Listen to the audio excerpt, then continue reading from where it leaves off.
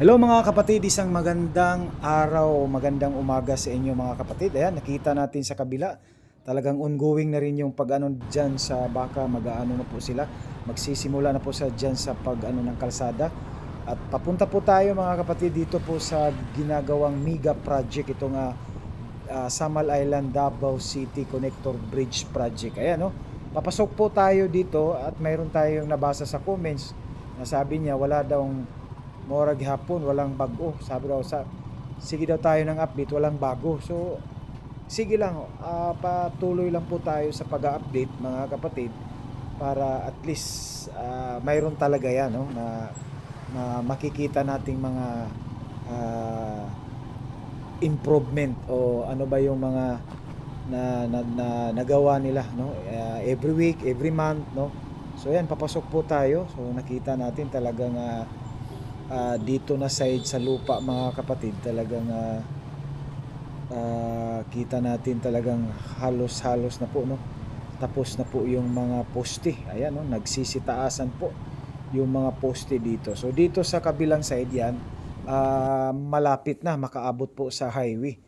Kaya so dito naman na side talagang dun sa may gilid ng dagat, talagang ano na po yun, no. Talagang malapit na rin matatapos yun. Dito lang sa lupa ng mga poste. Ayan, no. At doon naman sa Samal side, talagang tapos na rin doon mga kapatid, yung mga poste. So next dyan, pag natapos siguro itong mga poste, may next na naman silang gagawin dyan sa poste yun, no, para maisandal po yung girder o para ma-connect po yung mga poste.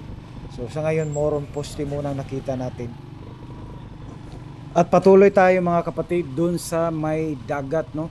Titingnan natin dun, no, yung update dun sa may dagat coastal, no.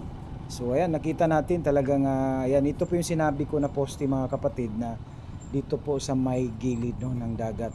Ayan, talagang pagbalik natin next week, talagang ano na po yan, no. Tapos na po yan. So yan, nakita natin, i-focus natin. So medyo na may dinugtong sila, ano pa ng bakal, parang pabuhos pa yan.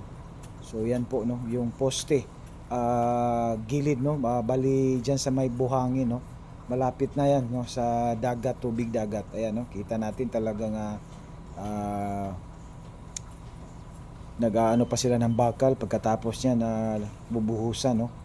So ganda ng pagkagawa kasi may ano, may parang ano sila. So dito naman tayo sa dagat mga kapatid. Ayan, nakita natin, no. So may dalawang poste na, no. Nakita natin talagang lumilitaw na dito sa may dagat, no. So pagbalik natin, next update natin, talagang pataas na pataas na pataas na po yan, no. So hanggang sa ano na po yan, tataas na yan. So yun na po yung Samal site, kita natin.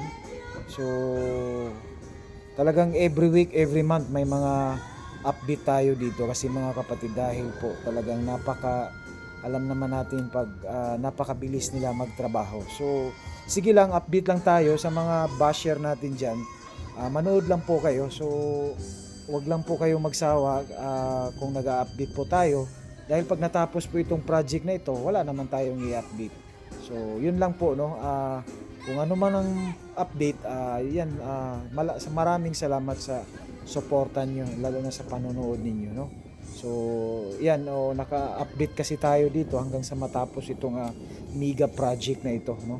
Ayan, so talagang napakaganda, no.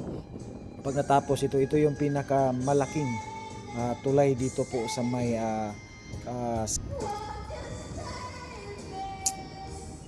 ayan, so ito po yung poste mga kapatid na sinabi ko, na gilid po, no, ng dagat. Ayan, no, kita natin talagang maganda po yung paggawa nila kasi parang may hagdan, no.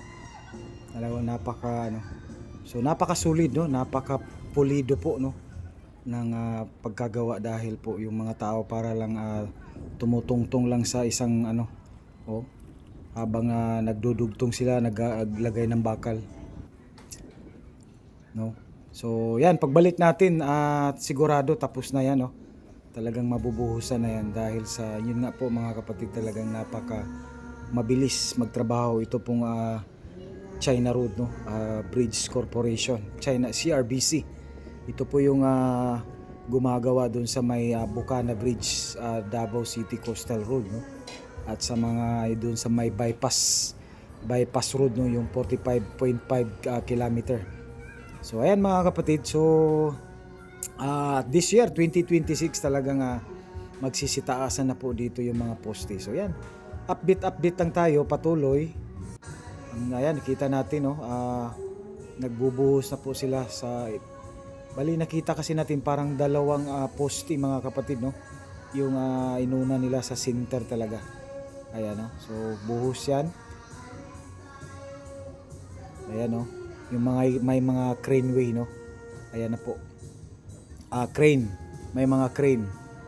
So yan, no, kita natin yung isa yan at talagang nakita natin na lumilitaw na yan, no. Ayan, so yung harap niya isa, dalawa, so dalawa na nakita natin mga kapatid. At saka dito sa may binuhusan, baka yan na rin po, no, yung pundasyon, no.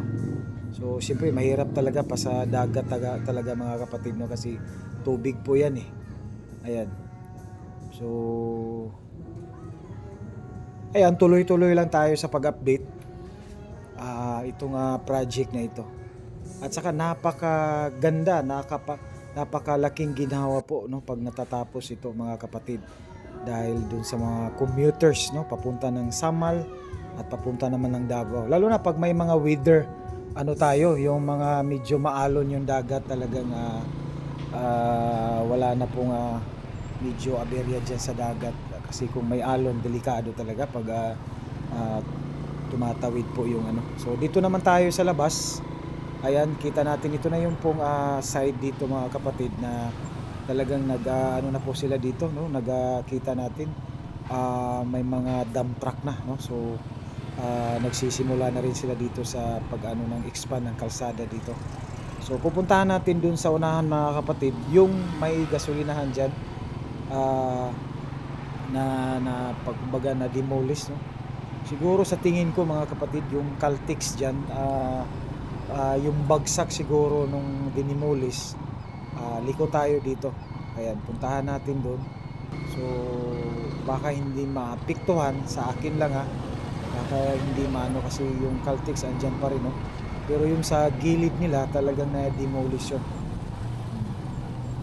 Titingnan natin, ayan, no? So ito na po yung Caltex. So abangan na lang natin mga kapatid, no, kung anong mga kaganapan, kung maapektuhan ba itong Caltex dito. So kasi dito yung gilid dito, yan, no, ito munang giniba, dinimolish, kita natin. So baka dito lang po ang maapektuhan, hindi lang tayo sure, no. So abangan na lang natin sa mga kaganapan dito. Ayan, so talagang sinimulan na po na mademolish at magiba itong kadikit ng isang Caltex, no, na building dito. Ayan, kita natin. So ayan mga kapatid, do, hanggang dito, hanggang sa sunod muli, no, sa ating pag-update. At ako po ay